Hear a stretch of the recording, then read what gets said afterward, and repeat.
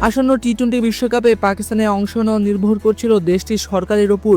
সরকারের কাছ থেকে সবুজ সংকেত পেয়েছে পাকিস্তান ক্রিকেট বোর্ড পিসিবি। তবে আসরে অংশ নিলেও গ্রুপ পর্বে ভারতের বিপক্ষে ম্যাচটি বয়কট করার সিদ্ধান্ত নিয়েছে তারা। ভারত ম্যাচ বয়কট করা নিয়ে পাকিস্তান সরকার বিবৃতি দিলেও পিসিবি আনুষ্ঠানিকভাবে কিছু জানায়নি আইসিসিকে। তবে ইতিমধ্যে আইসিসি পাকিস্তানকে এমন সিদ্ধান্ত আবারও ভেবে দেখার অনুরোধ করেছে। এমনকি নিজ উদ্যোগে পাকিস্তান বোর্ডের সঙ্গে আলোচনাও শুরু করেছে আইসিসি। আইসিসি চেয়ারম্যান জয় শাহ সহকারী অর্থাৎ বোর্ডের ডেপুটি চেয়ারম্যান ইমরান খাজাকে দায়িত্ব দেওয়া হয়েছে পাকিস্তান ক্রিকেট বোর্ডের সঙ্গে কথা বলার। তিনি সিঙ্গাপুর ক্রিকেট সংস্থার প্রতিনিধি।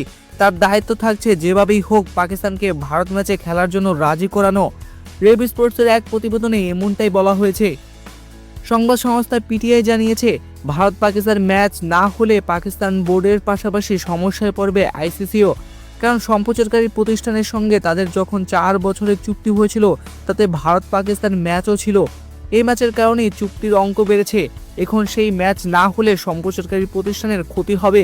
ফলে চুক্তি ভঙ্গের অভিযোগে আইসিসিকে কাঠগড়ায় দাঁড় করাবে তারা।